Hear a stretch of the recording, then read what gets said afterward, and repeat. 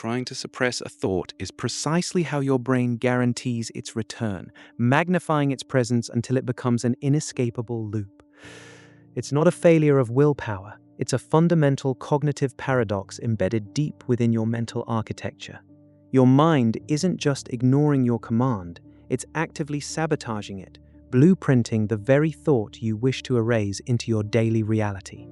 Today, we pull back the curtain on this subconscious loop, a rarely discussed mechanism governing far more of your decisions, reactions, and persistent thought patterns than you could possibly imagine. You are about to understand ironic process theory and attentional bias, two powerful forces that transform fleeting irritations into chronic mental obsessions.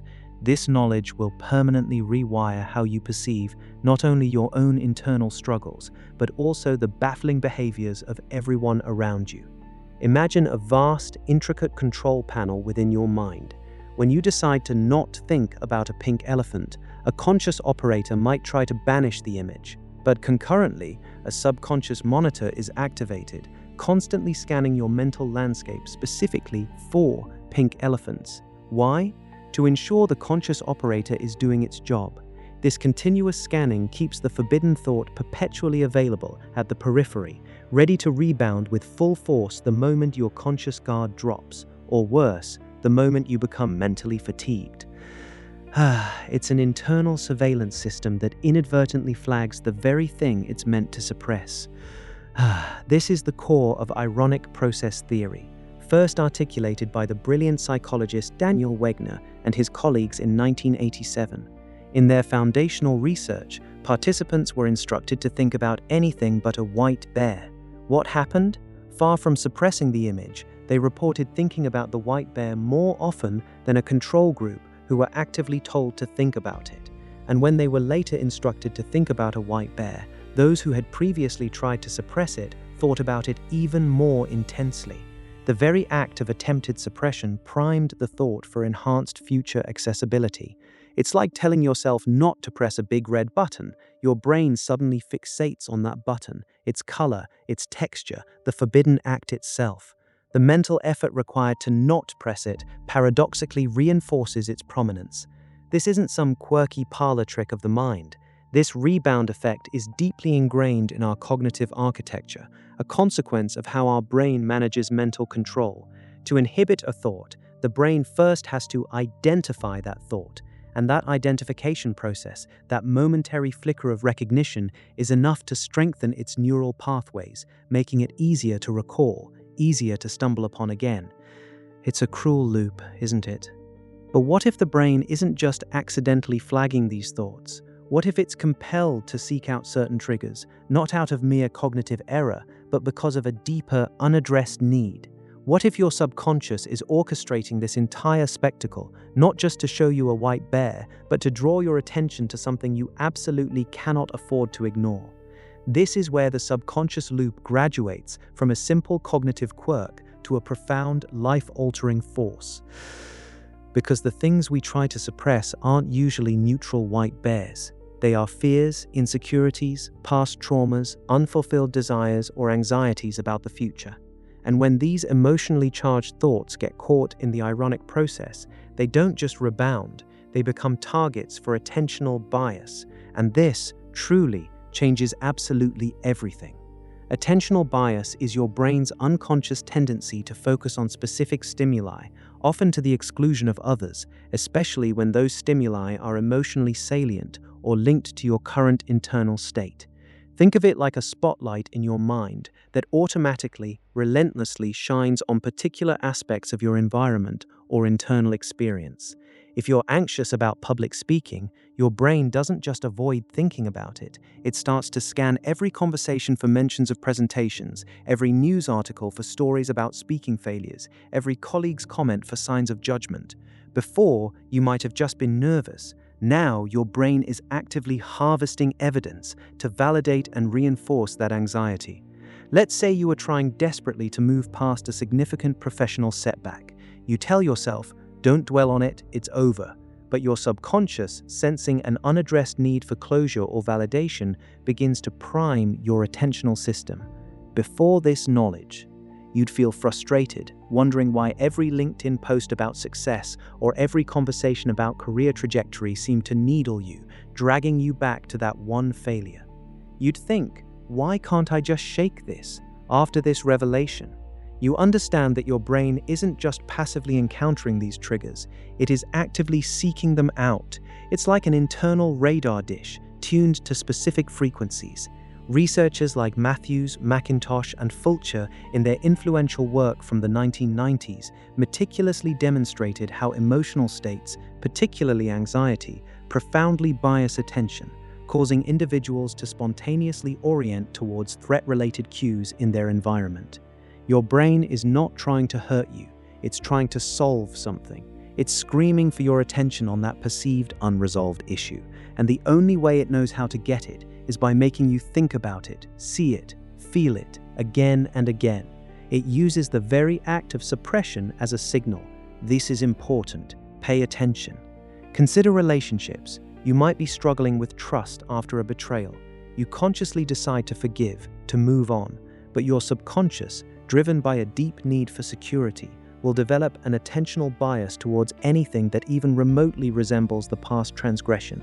A slightly delayed text message, a brief hushed phone call, a vague expression, these become magnified, scrutinized, interpreted through the lens of betrayal.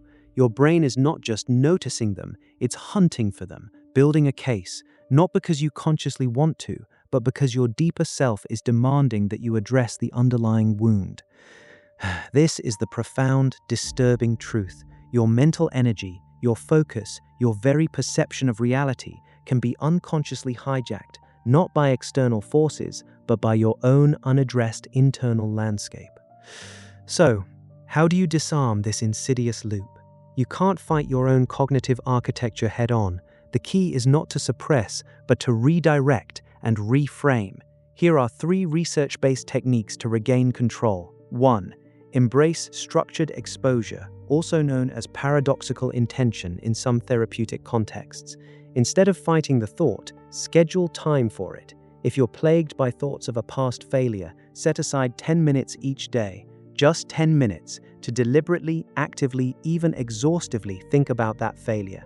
During this time, allow yourself to feel the associated emotions. When the 10 minutes are up, consciously, deliberately, put it away until the next scheduled session. The expected result?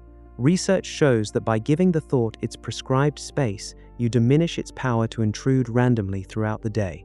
You reclaim agency over when you engage with it, rather than being ambushed. The brain, having been given its attention time, reduces its need to constantly remind you. 2. Practice cognitive diffusion, a core tenet of acceptance and commitment therapy, or ACT. Instead of seeing your thoughts as absolute truths or commands that must be obeyed, practice observing them as separate entities. Imagine your thoughts as leaves floating down a stream or cars passing by on a road. You acknowledge their presence, but you don't jump on them or wrestle with them. You simply observe. For instance, if the thought, "I'm not good enough," arises, you don't engage with its content. You simply notice, higher pitch, I'm having the thought that I'm not good enough. This small linguistic shift creates psychological distance. The specific result is that you disarm the thought's power to dictate your emotional state or behavior, allowing it to pass through your awareness without taking root or triggering further rumination. 3. Address the underlying psychological need that fuels the attentional bias. This requires self-inquiry. Ask yourself, what is this persistent thought trying to protect me from, or what unfulfilled need is it pointing to? If you're constantly replaying a social gaffe, perhaps the underlying need is for belonging or acceptance. If you're obsessing over a financial error, maybe it's a need for security or control. Once you identify the need, consciously find healthier, more productive ways to meet it. Instead of suppressing the gaffe, actively seek out social connections where you feel valued. Instead of fixating on the error, develop a concrete, small plan for financial stability, however minor. The expected outcome is that by consciously addressing the root cause, you remove the subconscious's perceived urgency, effectively turning off the attentional bias radar that was constantly scanning for triggers. It's not about erasing the thought, but about making it irrelevant to your core survival systems. This understanding, this profound revelation about your brain's blueprint isn't just about managing stray thoughts, it's about fundamentally rewriting your narrative of self-control. No longer are your struggles with persistent worries or intrusive memories merely failures of discipline or character. They are instead sophisticated, albeit misguided, signals from a subconscious mind grappling with unaddressed needs, attempting to protect you or resolve internal conflicts. You are not weak for having these thoughts. You are human, navigating the complex, often paradoxical, mechanisms of your own cognition. And with this insight, you begin to see others through a different lens entirely. That friend who can't stop talking about a past relationship, the colleague who seems fixated on a minor injustice, the family member whose anxieties seem to consume them, you now recognize the subtle, powerful hand of the subconscious loop at play. Their struggles are not character flaws to be judged, but a testament to the universal, often unwieldy architecture of the human mind, striving in its own peculiar way to find balance and resolution. You gain not just self-awareness, but a profound empathy, realizing that beneath the surface of every obsession and every persistent worry lies a deeper, often unarticulated human story. You have now glimpsed the hidden gears of your mind, understanding how the very act of suppression can forge the chains of persistent thought. This isn't just knowledge, it's a blueprint for cognitive freedom. Armed with these insights, you possess the power to deliberately reshape your internal landscape, transforming reactive cycles into conscious pathways for growth. There is an entire universe of behavioral science waiting to be unveiled, a universe that will continually reveal new dimensions of your own incredible brain. Stay with me, because what we uncover next will challenge your assumptions about human motivation in ways you cannot yet foresee. The journey into the architecture of your mind has only just begun.